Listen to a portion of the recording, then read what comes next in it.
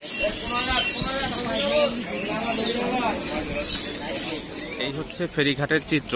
ওখানে দূরে একটা বিশাল টাওয়ার দেখা যাচ্ছে, প্রায় 500 ফিটের মতো উঁচু হবে। বন্ধুরা, আমরা বিষ্ণন্দী ছিলাম। এটা হচ্ছে বিষ্ণন্দী ফেরিঘাটের ফেরির উপরে উঠছি এখন আমরা। আর ফেরির উপরে ওঠার কারণ হচ্ছে আমাদের যে ট্রলারটা আসার কথা সেটা এই পাশে ভিড়াইতে পারতেছে না অতিরিক্ত স্রোতের কারণে। তো আমরা হচ্ছে ওই পাশে যে কড়াইতলা ফেরিঘাট, অর্থাৎ এই বিষ্ণন্দীর অপোজিট সাইডে, সেইখানে যাচ্ছি। ওই পাশ থেকে আমাদের যে ফেরিটা আছে বা আমাদের যে ট্রলারটা আছে, আমরা সেই ট্রলারে উঠে সেখান থেকে রওনা করব।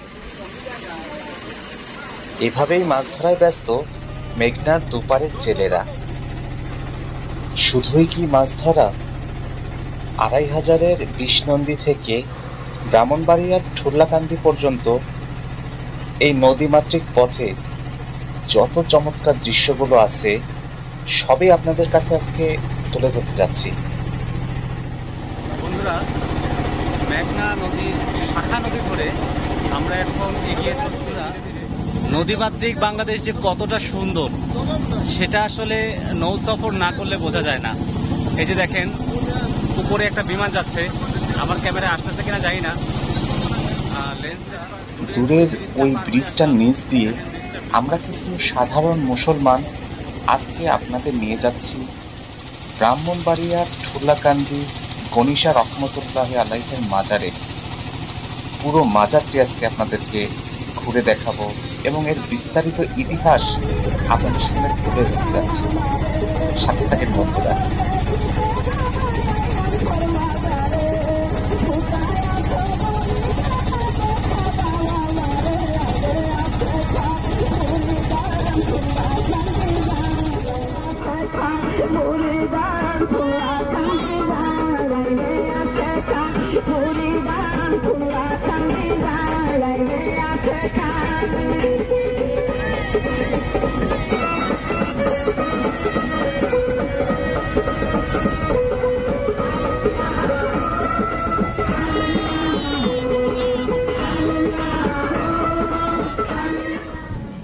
এই হচ্ছে গণেশা রহমতুল্লাহ মাজার।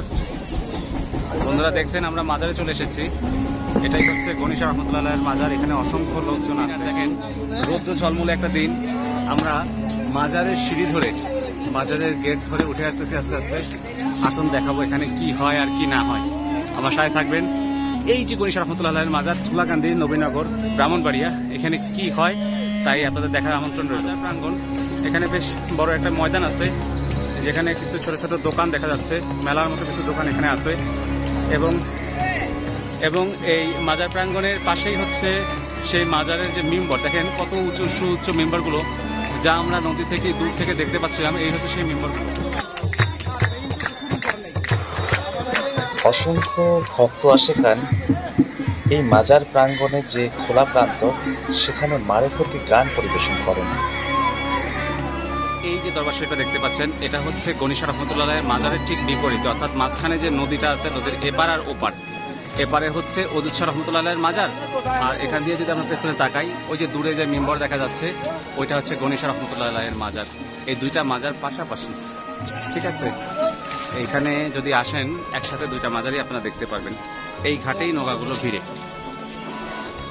এদেশের বিভিন্ন প্রান্ত থেকে অসংখ্য ভক্ত আশেকান আসে বলেই এই মাজারের প্রাঙ্গণে দেখা মেলে কিছু স্থানীয় ব্যবসায়ীদের, যাদের ব্যবসা বেশ চাঙ্গা হয়ে ওঠে ওই সমস্ত ভক্ত আশেকানদের আগমনের কারণে, যা স্থানীয়ভাবে বাণিজ্যকে অনেকটাই চাঙ্গা করে রেখেছে। তবে যাই বলি না কেন, মাজার জিয়ারত করতে আসলে এই মাজারের সুসজ্জিত সুন্দর পরিবেশ এবং এর চারিপাশের পরিবেশ যে কোনো দর্শনার্থীরও মন কেড়ে নেবে। প্রতি বৃহস্পতিবার রাতেই এই মাজার প্রাঙ্গণে ভক্ত আশেকানরা আসেন মাজার জিয়ারত ও রাত্রি যাপনের উদ্দেশ্যে।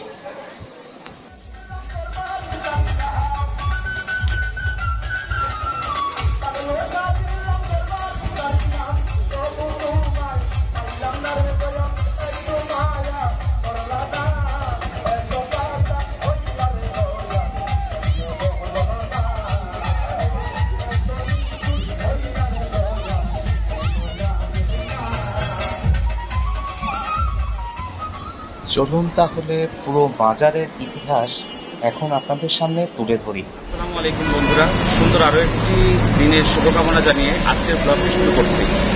এই মুহূর্তে আমরা আছি নারায়ণগঞ্জের সিদ্ধিরগঞ্জ থানার চিটাগাং রোড নামক যে স্থান আছে সেইখানে। আপনারা হয়তোবা আমার পেছনে যে মুক্তি সরণি আছে, এই মুক্তি সরণি দেখে বুঝতে পারতেছেন এটা হচ্ছে নারায়ণগঞ্জের চিটাগাং রোড। আমার সাথে আছে আমার ছোটবেলার বন্ধু মনির, যার সাথে আপনারা আগে পরিচিত হয়েছেন, যে হচ্ছে কক্সবাজার আমার সাথে গিয়েছিল। সেই মনিরকে সাথে নিয়ে আজকে আমরা যাব মেঘনা নদী ধরে, মেঘনা নদীর অববাহিকা ধরে আমরা উজানে যাব, ভাটিতে না, উজানে, অর্থাৎ আমরা নরসন্দী হয়ে ব্রাহ্মণবাড়িয়া যাব। এটা হচ্ছে আমাদের জার্নি বাই বোট হবে। এই যে আমরা হচ্ছে মদনপুর, সিদ্ধিরগঞ্জের মদনপুর কাজপুরের পরে এখানে এসে উপস্থিত। আমাদের সাথে যুক্ত হয়েছে যে আমার ভাই রক্সি। আমরা তিনজন এখন যাচ্ছি হচ্ছে বিষ্ণুনদী ফেরিঘাট। চলেন, সিএনজি খুঁজতেছি যেটাতে করে আমরা বিষ্ণুনদী ফেরিঘাটে যাব। জন প্রতি 100 টাকা ভাড়া যাচ্ছে, বলতেছে 27 কিলো পথ। 100 টাকা ভাড়াটা একটু বেশি, তারপরে আমরা চেষ্টা করি একটু দামাদামি করে যতটুকু কমানো যায়। তো বাজেট ট্যুরের মধ্যে করে আমরা এখন যাবো বিষ্ণুনদী ফেরিঘাটে। চলে সিএনজি খুঁজি, আমাদের সঙ্গেই থাকুন। শেষে আমরা সিএনজি পেয়ে গেছি। সিএনজিতে আমরা যাচ্ছি বিষ্ণুনদী ফেরিঘাট। ভাড়া কত নিল উনি বলবে।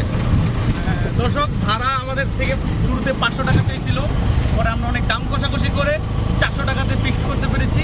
এখন আমরা বিষ্ণুনদীর উদ্দেশ্যে যাচ্ছি। আমাদের সঙ্গেই থাকুন এবং দেখতে থাকুন পুরো ভিডিওটি।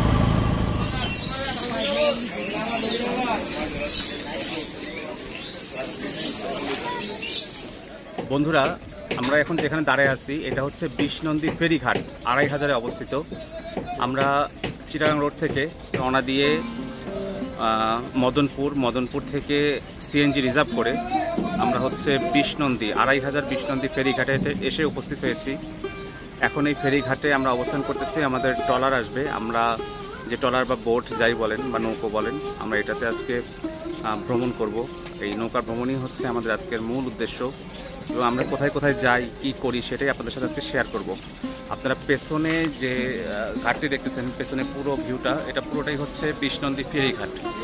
এবং পেছনে যতটুকু চোখ যাচ্ছে, এই যে আপনার পেছনে হচ্ছে মেঘনা নদী। এই যে দেখেন, এটা হচ্ছে মেঘনা নদী। এই মেঘনার পাড়ে আমরা দাঁড়িয়ে আছি ফেরিঘাটে, এবং এখান থেকে আমরা বোটে চড়ে আজকে যাত্রা শুরু করব। আমাদের হচ্ছে ফেরিঘাটের চিত্র। ওখানে দূরে একটা বিশাল টাওয়ার দেখা যাচ্ছে, প্রায় 500 ফিটের মতো উঁচু হবে। যে টাওয়ারটা হচ্ছে বৈদ্যুতিক, এপার থেকে নদীর ওপার পর্যন্ত বিদ্যুতের তার বয়ে নিয়ে গেছে। আর এটা হচ্ছে ফেরিঘাটের চিত্র। প্রচণ্ড জ্যাম ফেরিঘাটে, অনেক গাড়ি এসে থেমে আছে, কিন্তু ফেরি সংখ্যা কম হওয়াতে গাড়ি পারাপারে বেশ জ্যাম ফেরিঘাটের মধ্যে। বন্ধুরা, আমরা বিষ্ণুনদী ছিলাম, এটা হচ্ছে বিষ্ণুনদী ফেরিঘাটের ফেরির উপরে উঠছি এখন আমরা। আর ফেরির উপরে ওঠার কারণ হচ্ছে আমাদের যে ট্রলারটা আসার কথা সেটা এই পাশে ভিড়াইতে পারতেছে না অতিরিক্ত স্রোতের কারণে। তো আমরা হচ্ছে ওই পাশে যে কড়াইতলা ফেরিঘাট, অর্থাৎ এই বিষ্ণুনদীর অপোজিট সাইডে, সেইখানে যাচ্ছি। ওই পাশ থেকে আমাদের যে ফেরিটা আছে বা আমাদের যে ট্রলারটা আছে, আমরা সেই ট্রলারে উঠে সেখান থেকে রওনা করব। বন্ধুরা, বিষ্ণুনদী ফেরিঘাট থেকে পার হয়ে আমরা কড়াইতলা ফেরিঘাটে আসছি। এই পাশ থেকে আমরা বোটে উঠবো। এমন একটা জায়গায় চায়ের দোকানে বসছি যেখানে পেছনে হচ্ছে পানি, পায়ের নিচে পানি, অথচ এটা একটা চায়ের দোকান। এই যে দেখেন, এটা হচ্ছে চায়ের দোকান। এই দোকানে আমরা আছি চা খাওয়ার জন্য। এখান থেকে চা খেয়ে তারপরে বোটে উঠছি। আমাদের রক্সি সাহেব হচ্ছে জীবন পানি খাচ্ছে। এই যে বন্ধুরা, এই দোকানটি জোয়ারের পানির কারণে পানিতে ডুবে গেছে। দেখেন দোকানের ভেতরে পানি।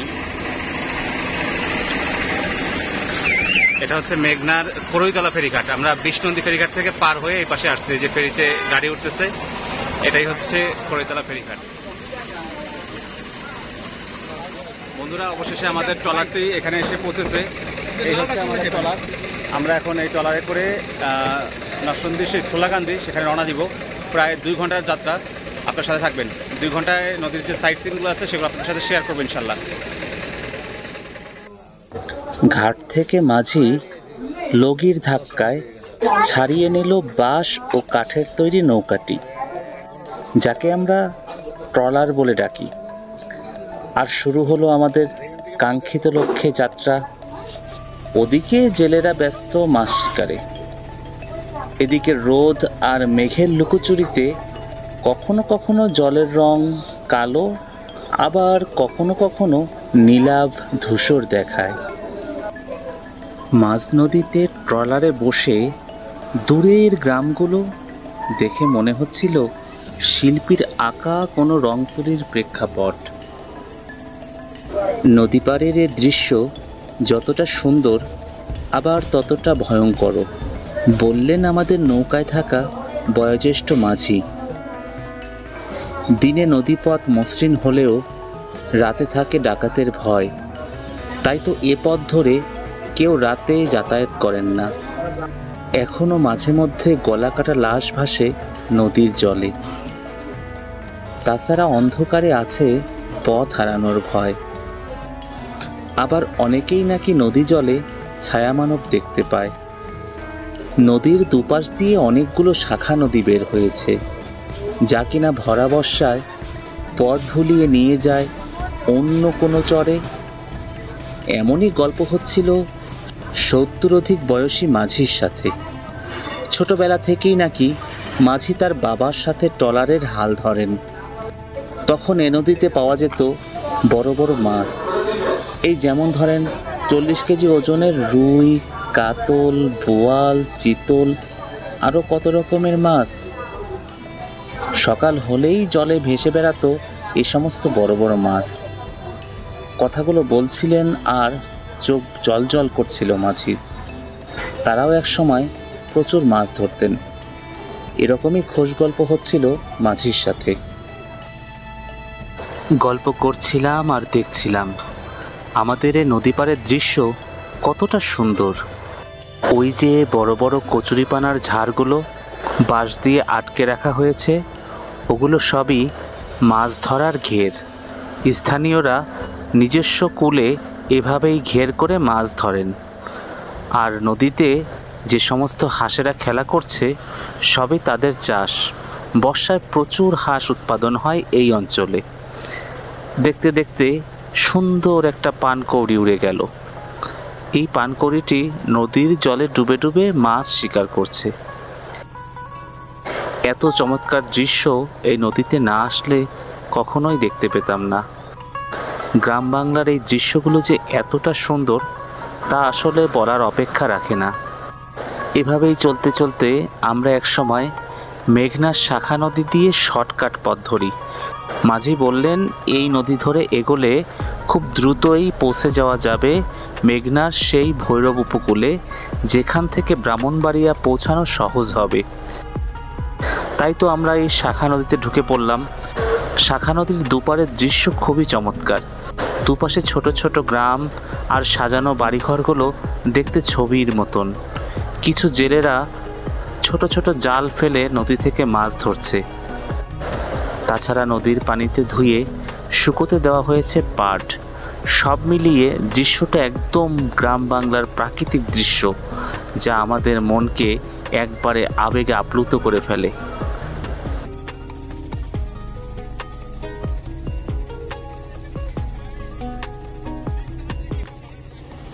বন্ধুরা, মেঘনা নদীর শাখা নদী ধরে আমরা এখন এগিয়ে চলছি ধীরে ধীরে।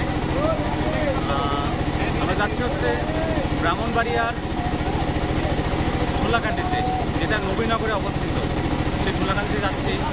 দেখেন আমরা যে নদীতে যাচ্ছি, আমাদের আছি একটা ট্রলারে। ট্রলারের মধ্যে আমরা এখন যে ভিউটা পাচ্ছি সেটা আপনাদের সাথে শেয়ার করি। দেখেন আমাদের পেছনের ভিউটা। আমাদের পেছনে চারপাশে গ্রাম, চরের মধ্যে। আমরা হচ্ছে এই চরের মধ্যে দিয়ে যাচ্ছি। সবচেয়ে আকর্ষণীয় বিষয় হচ্ছে এই যে আমরা যে জার্নিটা করতেছি ট্রলারের মধ্যে, দুই পাশে যে সাইড সিন এবং বর্তমান যে আবহাওয়া, সব মিলিয়ে যে প্রকৃতি আমাদের কাছে খুবই ভালো লাগছে, যেটা আসলে অত্যন্ত মনোমুগ্ধকর। আপনারা যদি এরকম ট্যুরে কখনো না এসে থাকেন তাহলে এই ফিলটা বুঝবেন না যে এটা কতটা রিফ্রেশমেন্ট এনে দেয় শরীরের মধ্যে। আমাদের সাথে থাকেন। আমরা যাচ্ছি ব্রাহ্মণবাড়িয়ার নবীনগরের ঝোলাকান্দিতে, যেখানে গণিশা রহমতুল্লাহ আলাইয়ের মাজার রয়েছে। সেই মাজার জিয়ারত করবো এবং ওইখানকার পরিবেশ আপনাদের দেখাবো। এর সাথে আমাদের পুরো চলতি পথ এবং সেখানে অলৌকিক কিছু যদি থাকে, কোনো ঘটনা থাকে, সেগুলো আপনার সাথে শেয়ার করবো। বন্ধুরা দেখেন নদী থেকে পাড়ের গ্রামগুলো কত সুন্দর দেখা যায়। ওইখানে দূরে গরু হচ্ছে পানি খাচ্ছে। চলতে চলতে বন্ধুরা আমরা এমন একটা জায়গায় এসে পৌঁছেছি যে অঞ্চলের গ্রামগুলো অনেকটাই ভাসমান দ্বীপের মতো দেখাচ্ছে। মনে হচ্ছে চারিপাশে পানির মাঝখানে একটি দ্বীপ জেগে উঠেছে। খুবই চমৎকার দৃশ্য উপভোগ করছিলাম আমি এবং আমার সহযাত্রী বন্ধুরা। কোথাও বা আবার নদীর সাথে বিলের সাথে সংযোগ হয়েছে শাখা নদীর। খুবই চমৎকার দৃশ্য। এই অঞ্চলেই প্রচুর মাছ শিকার করতে দেখলাম জেলেদের। বন্ধুরা, নদীমাতৃক বাংলাদেশ যে কতটা সুন্দর সেটা আসলে নৌ সফর না করলে বোঝা যায় না। এই যে দেখেন, উপরে একটা বিমান যাচ্ছে। আমার ক্যামেরায় আসতেছে কিনা জানি না, লেন্স সেট করা নেই, এই জন্য হয়তো নাও আসতে পারে। তবে এই যে দূরের যে ব্রিজটা দেখতে খুবই অসাধারণ। কারণ বন্ধুরা, দুই পাশে গ্রাম, মাঝখানে নদী, আর এই নদীর যে বোটটা, এই যে বোটের মাথা, এই বোটের মাথায় আমি বসে আছি। বসে আপনাদেরকে নদীমাতৃক বাংলার এই সৌন্দর্য দেখাচ্ছি। আজকে হচ্ছে বাংলায় 17ই আগস্ট 2023 সাল। আপনার যদি বাংলায় বলেন, বাংলায় হচ্ছে 2রা ভাদ্র। আষাঢ় শ্রাবণ মাস শেষ হয়ে গেছে, আজকে ভাদ্র মাসের 2 তারিখ। আমাদের দেশে একটা কথা আছে, তাল পাকা গরম পড়ে। ভাদ্র মাসের এই চিনচিনে গরম দেখেন, আকাশ কিছুটা মেঘলা আকাশ, দূরের চরের মধ্যে কিছু ঘরবাড়ি দেখা যাচ্ছে। তো এই মেঘলা আকাশেও চিল উড়ে বেড়াচ্ছে। সব মিলিয়ে এই যে প্রাকৃতিক সৌন্দর্য, এইটা নিচ থেকে না দেখলে উপলব্ধ করা যায় না। তো বন্ধু, আমি যেটা বলতে যাচ্ছিলাম, এই যে আমাদের আবু সিদ্দিক রক্সি ভাই এখানে আছে। তো যেটা বলতেছিলাম যে এই সাইট সিন উপভোগ করার জন্যই এই নৌ ভ্রমণ, শুধুমাত্র একদিনের ট্যুর। আজকে আমরা যেখানে থাকি ড্যামরা থানার থেকে প্রথমে চিটাগাং রোড, তারপরে মদনপুর, তারপরে সিএনজি ধরে বিষ্ণন্দী ফেরিঘাট, তারপরে করইতলা ফেরিঘাট, এবং এখন প্রায় করইতলা ফেরিঘাট থেকেও প্রায় 30-40 কিলো দূরে চলে আসছে। জায়গাটা গুগল করলে হয়তো বলতে পারতাম নামটা কি। এখানে একটা সুন্দর ব্রিজ, এই ব্রিজের নিচে দিয়ে আমরা যাব। ভাবতেই একটা অন্যরকম ভালো লাগতেছে। আসেন আপনাদেরকে ক্যামেরাটা ঘুরিয়ে দেখাই। এই যে দেখেন বন্ধুরা, আমার পেছনে যে বিশাল ব্রিজটা দেখা যাচ্ছে, এই ব্রিজের নিচে দিয়ে এখন আমরা পার হয়ে যাচ্ছি নদীর উপর দিয়ে।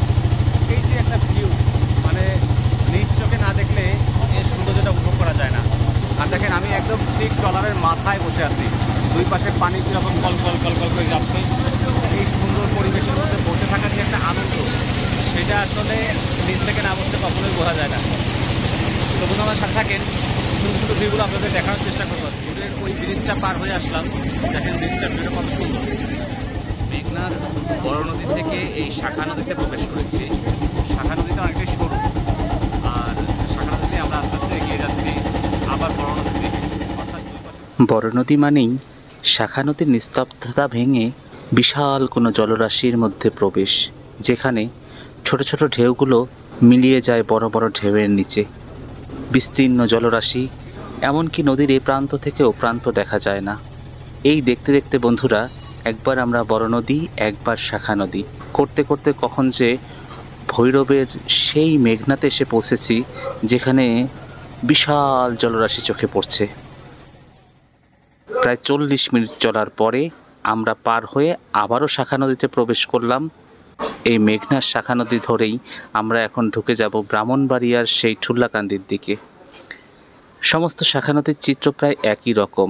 নদীর দুপারের গ্রামগুলো মনে হচ্ছে ভাসমান কোনো দ্বীপ, আর দুপাশে অসংখ্য সবুজ আর সবুজ, যা চোখকে জুড়িয়ে দিয়ে যাচ্ছে। অনেক ট্রলার আবার ভিড়েছে গ্রামের হাটে, যেগুলো থেকে নামছে মুদিমাল ও কেনাবেচার পণ্যদ্রব্য। এই যখন অবস্থা, তখন প্রায় দুপুর হয়ে গেছে। দূর থেকে ভেসে আসছে আজানের ধ্বনি। আমরা সবাই অজু করে নৌকাতেই নামাজ আদায় করে নিলাম। নামাজের শেষে নদীর দুপারে বসে দেখতে লাগলাম এখানকার দৃশ্য। বন্ধুরা মিলে হাসি ঠাট্টা আর গল্পর সাথে সাথে চলতে লাগলো আমাদের নৌকাটি ব্রাহ্মণবাড়িয়ার ঠুল্লাকান্দির উদ্দেশ্যে। দীর্ঘ সময় চলার পর দেখতে পেলাম একই গ্রামের ঘাটে ভিড়েছে কয়েকটি বেদে নৌকা। সেখানে এই 20-30টা হবে বেদে পরিবার, তাদের পরিবার নিয়ে আশ্রয় নিয়েছে ঘাটের পাশে যে গাছ এবং বাগান, সেই জংলি বাগানের পাশের জলাশয়ে। সাধারণত এ সমস্ত বেদে পরিবারেরা এই নদীপথেই তাদের সমস্ত প্রয়োজন মেটায়। নদীর মাছ আর বাহিরে গিয়ে বিভিন্ন সাপ খেলা দেখিয়ে তারা যে উপার্জন করে, সেই উপার্জন দিয়েই তাদের আহার চলে এবং চুলাও চলে। এভাবেই চলে তাদের সংসার, এবং বাচ্চারাও তাদের কাছ থেকে শেখে এই সাপ খেলা। স্কুলের বিদ্যা বা শিক্ষা তাদের মধ্যে নেই। এরকম অসংখ্য সুন্দর সুন্দর দৃশ্য দেখতে দেখতে একসময় আমরা দূর থেকে দেখতে পাই গণিশা রহমতুল্লাহি আলাইহের সেই মাজারের মিনার চারটি। সুউচ্চ ওই মিনার চারটি দেখে মনটা একদম জুড়ে যাচ্ছিল। খুবই সুন্দর সেই কাঙ্ক্ষিত লক্ষ্যে আমরা অবশেষে পৌঁছে গেলাম। পরবর্তী পর্বে বন্ধুরা আপনাদের সামনে নিয়ে আসব মাজারের বিস্তারিত এবং এখানকার সমস্ত কার্যকলাপসমূহ। তাই মিস করতে না চাইলে অবশ্যই চ্যানেলটি সাবস্ক্রাইব করে আমাদের দীর্ঘ পথ চলার সঙ্গী হবেন।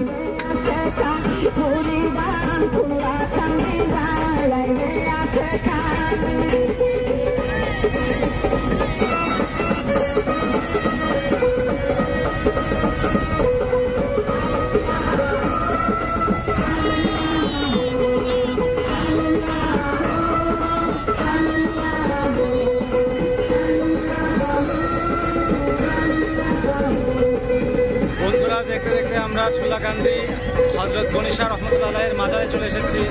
এই হচ্ছে ওনার মাজারের যে মিনার তা দেখা যাচ্ছে।